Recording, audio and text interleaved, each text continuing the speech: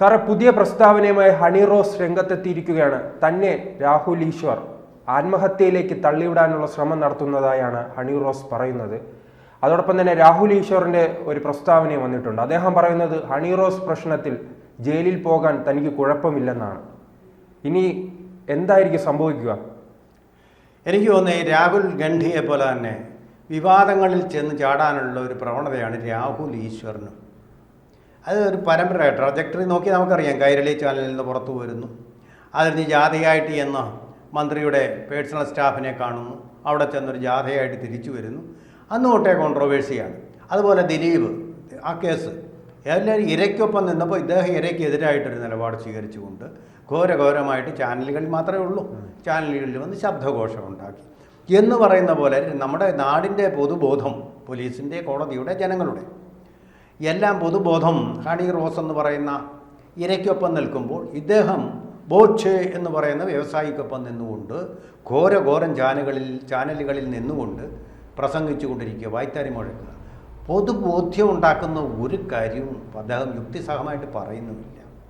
അത് പൊളിക്കുന്ന പലതരത്തിലുള്ള ആ വാദങ്ങൾ തിരിച്ചു വരുന്നു. പക്ഷേ രാഹുൽ ഈശ്വർ പറയുന്നത് ഈ ഹണി റോസ് ഉണ്ടാക്കിയ പൊതുബോധത്തെ താൻ മറിച്ചു, അവർക്കെതിരായ ഒരു പൊതുബോധം ഉണ്ടാക്കാൻ ശ്രമിച്ചത് കൊണ്ടുള്ള വൈരാഗ്യത്തിലാണ് തന്നെ വേട്ടയാടുന്നത്. എന്തിനാ ഹണി റോസിനെതിരെ പൊതുബോധ്യം ഉണ്ടാക്കേണ്ട കാര്യം എന്താ ചെയ്തത്? ഹണി റോസ് എന്താ തെറ്റാ ചെയ്തത്? കാരണം അവരുടെ മാർക്കറ്റിംഗ് ആണ് ഈ ഹണി റോസ് നടത്തുന്നത്. കാരണം ആ സിനിമയുമായി ബന്ധപ്പെട്ട് ഇപ്പോൾ ഏതോ പുതിയ സിനിമ എന്തോ ഇറങ്ങിയിട്ടുണ്ടെന്ന് തോന്നുന്നു. അപ്പോൾ ആ സിനിമയുമായി ബന്ധപ്പെട്ട് നടക്കുന്ന ഒരു മാർക്കറ്റിംഗ് എന്നാണ് രാഹുൽ ഈശ്വർ പറയുന്നത്. ആയിക്കോട്ടെ, മാർക്കറ്റിംഗ് നടത്തുന്ന ഒരു തെറ്റാണോ? മാർക്കറ്റിംഗ് നടത്തുന്ന ഒരു തെറ്റാണോ? അല്ല. പക്ഷെ മാർക്കറ്റ് ചെയ്യുന്ന ആളിനെ ദ്വയാർത്ഥ പ്രയോഗം നടത്തി തേജോവധം ചെയ്യുന്നതും പൊതുവേദിയിൽ വെച്ചുകൊണ്ട് തേജോവധം ചെയ്യുന്നത് ഇന്ത്യൻ നീതിശാസനയനുസരിച്ച് തെറ്റാണ്. ഇന്ത്യയുടെ ന്യായശാസനയനുസരിച്ച് തെറ്റാണ്. വോണ്ട് ചെയ്യുന്ന ഒന്നും നോട്ടം കൊണ്ട് പോലും വോണ്ട് ചെയ്യാൻ പാടില്ലെന്നാണ് നിയമം. ഇതറിയാം ഏതാളാണോ ബോച്ചെ എന്ന് പറയുന്ന ഈ ബോബി ചെമ്മണ്ണൂർ? അറിയേണ്ടതില്ലേ? എന്തിനാണ് ഈ ബോച്ചയ്ക്ക് വക്കാലത്തുമായിട്ട് രാഹുൽ നടക്കുന്നതെന്ന് എനിക്ക് മനസ്സിലാകുന്നില്ല സത്യം പറഞ്ഞു കഴിഞ്ഞാൽ. ആളൂരാണെങ്കിൽ കൊലപാതകികൾക്ക് വക്കാലത്തുമായിട്ട് നടക്കും. ഇദ്ദേഹം ഇതുപോലെ പീഡകർക്ക് വേണ്ടി വക്കാലത്തുമായിട്ട് നടക്കുകയാണ്. ദിലീപിന് വേണ്ടി, ഇപ്പോൾ ഇദ്ദേഹത്തിന് വേണ്ടി. നാണം വേണ്ടേ? പൊതുബോധത്തിന് ഇദ്ദേഹത്തിനും ഉണ്ടല്ലോ ഭാര്യയും കുട്ടിയും അമ്മയൊക്കെ. അവരെ ഇതുപോലെ അധിക്ഷേപിച്ചു കഴിഞ്ഞാലും അദ്ദേഹം ഇതുപോലെ സപ്പോർട്ട് ചെയ്യുമെന്നാണോ പറയുന്നത്? എന്ത് രീതിയാണിത്? ഇനിയിപ്പോൾ പൊതുവെ ചൊല്ല ഉണ്ട്, അതായത് പട്ടി മനുഷ്യനെ കടിച്ചാൽ അത് വാർത്തയാവില്ല, അതേസമയം മനുഷ്യൻ പട്ടിയെ കടിച്ചാൽ അത് വാർത്തയാവും. അങ്ങനെ വാർത്ത സൃഷ്ടിക്കാൻ വേണ്ടി, പബ്ലിസിറ്റി കിട്ടാൻ വേണ്ടി പട്ടിയെ കയറി കടിക്കുന്ന പരിപാടിയാണോ ഇതെന്ന് എനിക്ക് സംശയമുണ്ട്. കാരണം പൊതുവായ ഒരു ഒഴുക്കുണ്ട് സമൂഹത്തിന്, ബോധത്തിൻ്റെ ഒരു ഒഴുക്ക്, ബോധത്തിൻ്റെ ഒരു പ്രവാഹം. അതിനെതിരായിട്ട് നിന്നുകൊണ്ട് ഒച്ചവെക്കുന്ന ആളുകളാണ് ന്യൂസ് ഉണ്ടാക്കുക, ന്യൂസ് മേക്കേഴ്സ്. അങ്ങനെ ഒരു ന്യൂസ് മേക്കർ ആവാനുള്ള വളരെ ദയനീയമായിട്ടുള്ളൊരു ശ്രമമാണോ, പിറ്റിയബിൾ ആയിട്ടുള്ളൊരു ശ്രമമാണോ ഇദ്ദേഹം നടത്തുന്നത്? വളരെ വിദ്യാഭ്യാസമുള്ള ആളാണെന്ന് അദ്ദേഹം തന്നെ അവകാശപ്പെടുന്നുണ്ട്. ലണ്ടൻ സ്കൂൾ ഓഫ് ഇക്കണോമിക്സിലൊക്കെ വിദ്യാഭ്യാസം കഴിഞ്ഞ ആളാണ്. ഇദ്ദേഹം കോൺട്രവേഴ്സിയിൽ പെട്ടിരുന്നു നേരത്തെയും. ചെങ്ങന്നൂരുള്ള അദ്ദേഹത്തിൻ്റെ കുടുംബ വീട്ടിലെ കാര്യങ്ങളാണ്. പിന്നെ സ്വകാര്യ പ്രശ്നങ്ങൾ. ഹണി റോസ് എന്ന് പറയുന്ന സ്ത്രീക്ക് ഇന്ത്യയുടെ ഭരണഘടന അനുശാസിക്കുന്ന നിയമങ്ങളനുസരിച്ച്, അവരുടെ വ്യക്തി സ്വാതന്ത്ര്യം അനുസരിച്ച് അവർക്കിഷ്ടമുള്ള വസ്ത്രം പബ്ലിക് ഡീസൻസിയെ മറികടക്കാത്ത വിധം ധരിക്കാനുള്ള അവകാശമുണ്ട്. ആ ധരിക്കുന്ന സ്ത്രീയെ ഇവിടെ എന്തെങ്കിലും നിങ്ങൾക്ക് ബോച്ചയ്ക്ക് പറയാനുണ്ടെങ്കിൽ രഹസ്യമായിട്ട് പറയാം. എനിക്കിങ്ങനെ ഒരു അഭിപ്രായമുണ്ട്, ആ വസ്ത്രം ഉപേക്ഷിക്കണം. യേശുദാസ് പണ്ട് അങ്ങനെ പറഞ്ഞു ജീൻസ് ഇടുന്ന പെൺകുട്ടികളെക്കുറിച്ച്. ഒരു ശിക്ഷ അദ്ദേഹത്തിന് ഉണ്ടാവുകയില്ല. പക്ഷേ ആളുകൾ പറഞ്ഞു, വളരെ വൻതോതിൽ യേശുദാസിനെതിരെ അന്ന് സോഷ്യൽ മീഡിയ കണ്ടൻറ്റ് വന്നു ജീൻസ് ഇടുന്നതിനെക്കുറിച്ചാണ് പറഞ്ഞത്. അതാണ് പൊതുബോധം. ലിബറൽ സമൂഹത്തിൽ എന്തു വസ്ത്രം നമുക്കിപ്പോൾ ശരിക്കും നമുക്ക് ഡിസൈൻ ചെയ്ത് ധരിക്കാൻ പോലുമുള്ള അവകാശമുണ്ട്.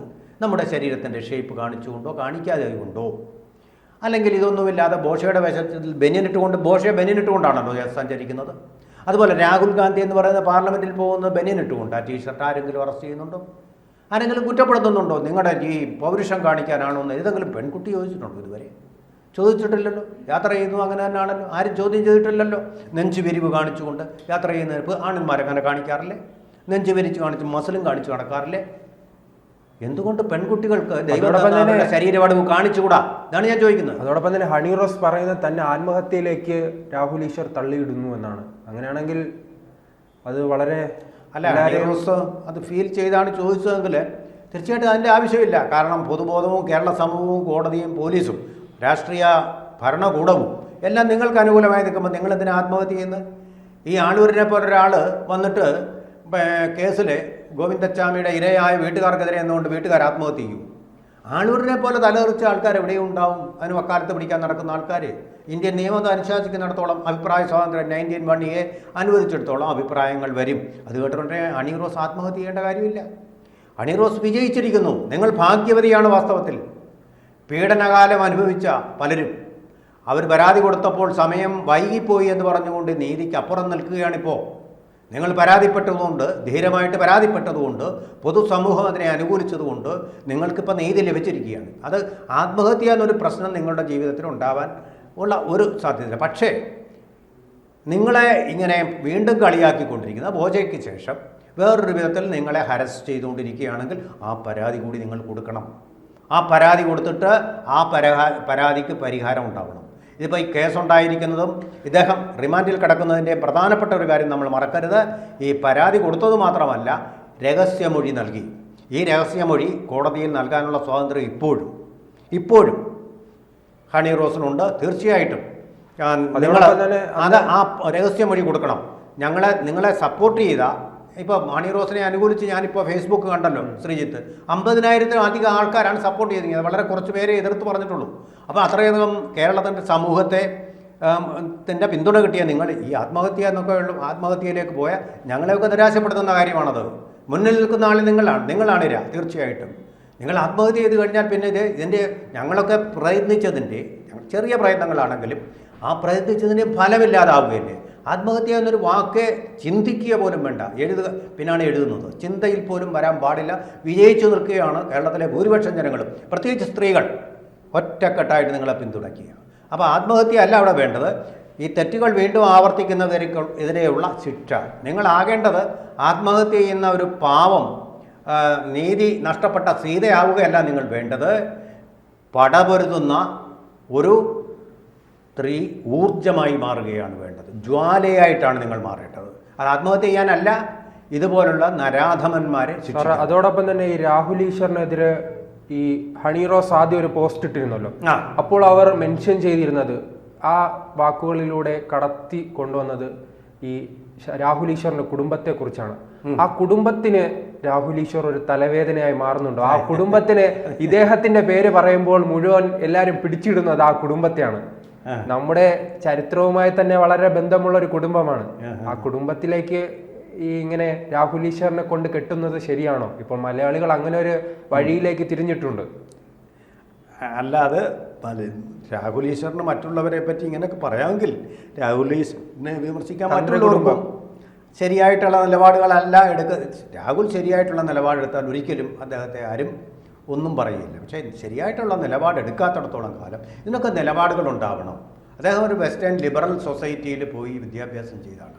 ആ ലിബറൽ സമൂഹത്തിൽ ഒരാളൊരു വേഷം ധരിക്കുന്ന അതിൻ്റെ പേരിൽ പുരാണത്തിലെ കഥാപാത്രങ്ങളായ കുന്തി ദേവിയെ കൂടി അധിക്ഷേപിക്കുന്ന രീതിയിലുള്ള വർത്തമാനങ്ങൾ പറയുന്നത് ശരിയാണോ? വേറൊരു പക്ഷേ ഹണി റോസിനെ മാത്രമല്ല അപമാനിച്ചിരിക്കുന്നത്,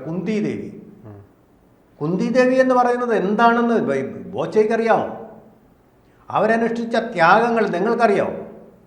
അരക്കല്ലത്തിൽ കടന്ന് അവരനുഭവിച്ച, ഏകചക്രയിൽ കടന്ന് അവരനുഭവിച്ച ദുഃഖങ്ങൾ, സങ്കടങ്ങൾ വല്ലതും നിങ്ങൾ അറിഞ്ഞിട്ടുണ്ടോ? വെറുതെ നിങ്ങളിങ്ങനെ കുന്തി ദേവി എന്നൊക്കെ പറയുന്നത് വിവരം വേണ്ടേ?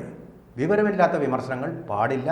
നിങ്ങൾ പറയുമ്പോൾ നിങ്ങൾ വിജ്ഞാനം കൊടുക്കണം. ഇത് വേറൊരു പ്രശ്നമുള്ളത്, വളരെ പ്രശ്നമുള്ളത്, ഇങ്ങനെയൊക്കെ പറഞ്ഞു കഴിയുമ്പോൾ അതിന് കൈയടിക്കാനും ലൈക്ക് ചെയ്യാനും കുറേ ആൾക്കാരുണ്ട് നമ്മുടെ നാട്ടിൽ. ഞരമ്പ് രോഗികൾ ഇത് കണ്ട് ചിരിക്കും. തെറി പറയുമ്പോൾ അത് കണ്ട് ചിരിക്കും. നഗ്നത കണ്ട് ചിരിക്കും. ഈ കുന്തി ദേവി എന്ന് പറയുമ്പോൾ കൈയടിച്ചു ചിരിക്കുന്ന ഞരമ്പ് രോഗികളായ കുറേ പേർ സമൂഹത്തിലുണ്ട്. അവർക്കും തിരുത്തൽ ആവശ്യമാണ്. അല്ലെങ്കിൽ ഒരു സമൂഹം എന്നുള്ള നിലയിൽ നമ്മൾ ചെയ്യുന്നത് നല്ലതായിരിക്കില്ല, സമൂഹത്തിനും അത് നല്ലതായിരിക്കില്ല എന്നാണ് എൻ്റെ പക്ഷം. കൂടുതൽ വാർത്തകളും വിശേഷങ്ങളും നിങ്ങളിലേക്ക് എത്താൻ ABC മലയാളം സബ്സ്ക്രൈബ് ചെയ്യുക, ബെൽ ബട്ടണും അമർത്തുക.